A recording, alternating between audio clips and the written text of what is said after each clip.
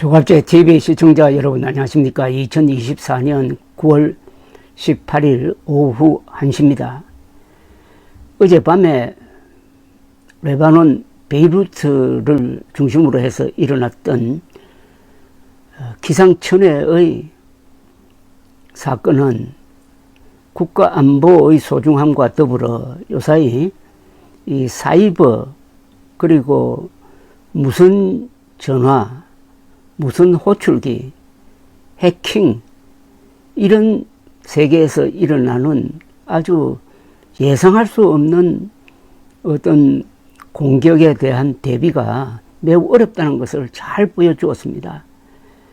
이스라엘이 저지른 것으로 추정이 되는데 헤즈볼라가 사용하는 삐삐 무선 호출기에다가 이 폭약을 심어가지고 신호를 보내서 폭파시키는 방식으로 어제 약 3,000개의 삐삐를 폭파시켰습니다. 헤즈볼라 요원들이 무선 전화를 사용하지 않고 이 호출기를 사용하는 것은 보안 때문이었습니다. 그런데 이 호출기를 어디서 수입을 했느냐 하면은 대만에서 수입을 했습니다. 대만에서 수입을 할 때 제작 단계 또는 수송 단계에서 이스라엘이 그 호출기 하나하나에다가 한 2g 정도의 폭약을 장치를 하고 또 신호기를 부착시켜 가지고 원격 조정으로 폭파시킨 겁니다.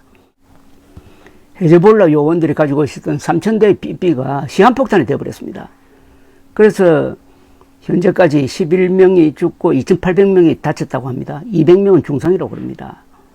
이걸 보면서 북한과 대치하고 있는 한국의 국가안보, 특히 이 수뇌부의 보안 상태가 어떤지 정말 걱정인데, 윤석열 대통령이 취임한 직후에 무리하게 밀어붙였던 청와대 대통령실의 용산 이전과 이로 인한 여러 부작용이 국가 수뇌부, 군 수뇌부의 안전에 대한 어떤 의구심을 갖게 합니다.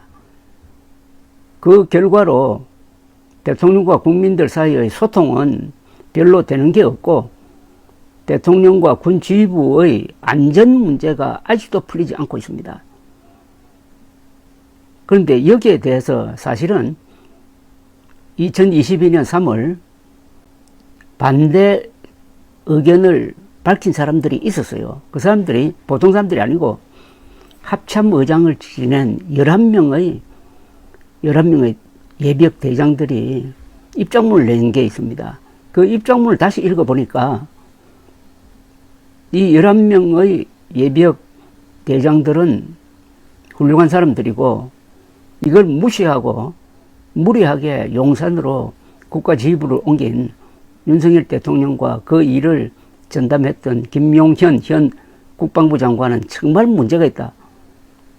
앞으로 이와 관련해 가지고 사고가 나면은 책임져야 할 사람이 윤석열, 김용현 두 사람이다 하는 생각을 더욱 굳히게 했습니다. 대통령실의 용산 이전에 따른 부작용은 지금 날이 갈수록 더 커지고 있습니다. 군 지휘부의 연쇄 이동은 지금도 진행 중입니다. 2달 만에 방빼 해가지고 그 국방부가 옆에 있는 합참 건물로 옮겼는데 거기서 합참과 국방부가 동시에 근무하려니까 그게 제대로 되겠습니까? 그래서 합참을 저 남태령에 있는 수도방위사령부로 옮기기로 했는데 옮기기로만 하고 지금 공사에 착공도 하지 않고 예산 확보도 제대로 되지 않고 있습니다. 그래서 국방부 합참 대통령실이 붙어 있습니다. 북한이 공격하기에 좋은 거죠. 한 방에 전술 핵무기 같은 거 한 방에 다 같이 보낼 수 있다고 합니다. 왜 군 지휘부와 국가 지휘부를 같은 자리에 모이게 해놓았느냐. 그뿐만 아니죠. 집무실과 관저의 분리로 대통령이 출퇴근을 하여 동선이 알려진 상태입니다. 군사시설인 국방부를 대통령 집무실로 개조함으로써 용도에도 국격에도 맞지 않고 윤 대통령도 청와대의 상춘제와 영빈관을 계속 이용하고 있습니다. 관저, 집무실, 청와대 기존 시설 이렇게 세 갈래로 찢겨지고 말았습니다. 국가지휘부가. 졸속 이전에 따른 공사 부정 사례도 감사원에 적발되었습니다. 차기 대통령이 과연 이 집무실을 계속 쓸 것인지도 불투명합니다. 윤석열 대통령도 용산 대통령실에 정이 떨어진 듯 이름도 지어주지 않고 있습니다. 가장 끔찍한 상황은 국가 및 국방지휘부가 모여 있어 한 방으로 국가의 뇌수와 심장을 무력화시킬 수 있는 북한군의 1차 타격 표적이 되었다는 점입니다. 이런 점을 경고한 군 장성들이 있었지만 윤석열 대통령과 이전을 지휘한 현재의 국방장관이 이를 무시했다는 이야기입니다. 합참을 의장을 지낸 11명의 예비역 장성들은 2022년 3월 19일 청와대 집무실 이전 안보 공백이 우려된다는 제목의 입장문을 대통령 경호처장으로 유력시되었던 김용현 전 합참작전본부장과 윤당선인 인수위 측에 전달한 적이 있습니다. 이 행동에 동참한 역대 합참 의장은 김종환, 최세창, 이필섭, 조영길, 이남신, 또 다른 이름의 김종환, 이상희, 한민구, 정승조, 최윤희, 이순진 등 총 11명이었습니다. 이들 가운데서 4명, 최세창, 조영길, 이상희, 한민구, 내부는 국방장관도 지낸 인물들입니다. 조영길, 이상희, 한민구 전 합참의장은 각각 노무현, 이명박, 박근혜 정부에서 국방장관을 역임을 했습니다. 이들은 입장문에서 청와대 집무실의 국방부 청사 이전은 국방부 합참의 연쇄 이동을 초래하여 정권 이항기의 안보 공백을 초래할 수 있다. 특히 북한이 잇따라 미사일을 발사하고 핵실험 준비 동향을 보이는 등 안보 취약기군의 신속한 대응에 대혼란이 우려된다. 청와대 집무실로 국방부 청사를 사용할 경우 적에게 우리 정부와 군 지휘부를 동시에 타격할 수 있는 가장 좋은 목표가 된다고도 지적을 했습니다. 이들 11명의 합참의장 출신들은 대통령 집무실은 국가지휘부의 상징이며 국가안보의 최후 보루로서 이전은 국가의 중대사인 만큼 속전속결로 밀어붙여서는 안 된다. 대통령은 헌법과 법률이 정하는 바에 의해서 국군을 통수한다고 명시된 만큼 이전 과정에서 군심과 민심이 흔들리지 않을 해안을 발휘해 주길 바란다고 조언을 했습니다. 제왕적 대통령제의 폐해를 극복하였다는 상징적인 조치인 점에서 윤당선인의 진심을 모르는 바가 아니지만은 국방부로의 이전은 안보적 후유증과 부작용이 너무 심각할 것이라고 입을 모았습니다. 그런데 동아일보가 취재한 바에 따르면 국방장관도 역임한 전직 합참의장 A씨는 동아일보와 한 통화에서 대통령을 정점으로 한 전쟁지휘부가 한 구역 내에 위치할 경우 유사시 적은 가장 강력한 타격수단으로 가장 먼저 공격할 것이라면서 이런 이유로 미국, 러시아 등 어느 나라도 군 통수권자와 군 지휘부를 한 구역에 두는 경우가 없다고 했습니다. 개전 초기 고위력 재래식 무기뿐 아니라 전술핵까지 개발 중인 북한의 최우선 타깃이 될 수 있다는 이야기였습니다. 실제로 대통령 집무실이 들었을 국방부 신청사와 국방부 장관 등 국방부가 옮겨갈 합참청사는 바로 옆에 자리 잡고 있었던 상태였습니다. 당시에 김대중 정부에서 합참의장, 노무현 정부에서 초대 국방장관을 역임한 조영길 전 장관은 국가지휘소이자 심장부인 청와대의 이전은 안보와 국익 관점에서 각계 전문가와 국민적 여론을 수렴하여 국가 백년 대계 차원에서 신중히 추진해야 한다. 미국, 영국, 러시아의 국가지휘소인 백악관과 버킹엄궁, 크렘린궁 등이 길게는 수백 년간 제자리를 지키고 있는 이유를 곱씹어 봐야 한다고 말했습니다. 일일이 옳은 말씀입니다.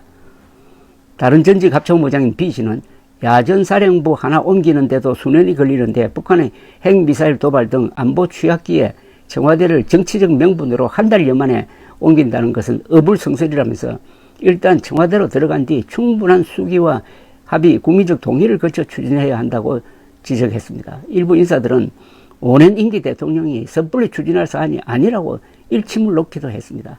김종환 합참의장은 동아일보와의 통화에서 윤당선인이 강조하는 공정과 상식, 소통에 반하고 준비되지 않는 불통의 결정이다. 제대로 가능한 충신이 안 보인다고 개탄을 했습니다.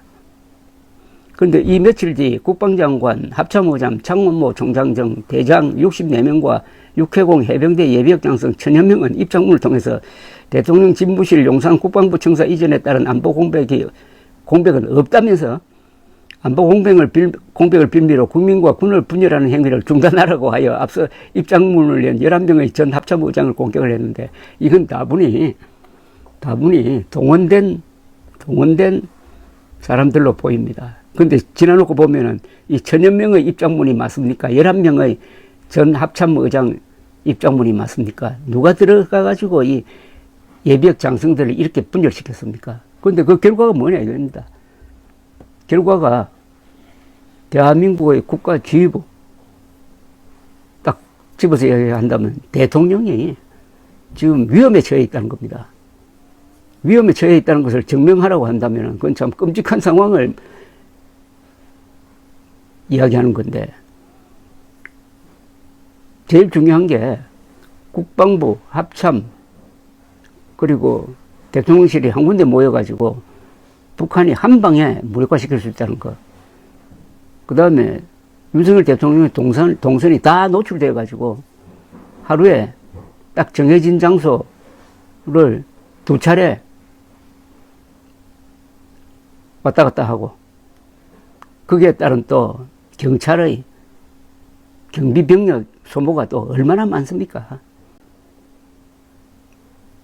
또 국가의 채통에 맞지 않다 하는 문제도 있고 했는데, 시간이 흘러서 11명의 전 합참의장이 아무런 사심 없이 건의했던 것을 내찬 윤석열 대통령에게 제발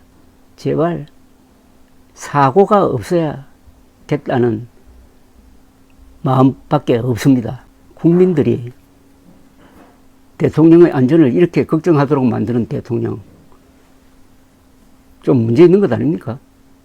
대통령이 국민의 안전을 걱정해야지, 국민의 대통령의 안전을 걱정하면은 이게 뭐가 거꾸로 되어가고 있는 것 아닙니까? 감사합니다.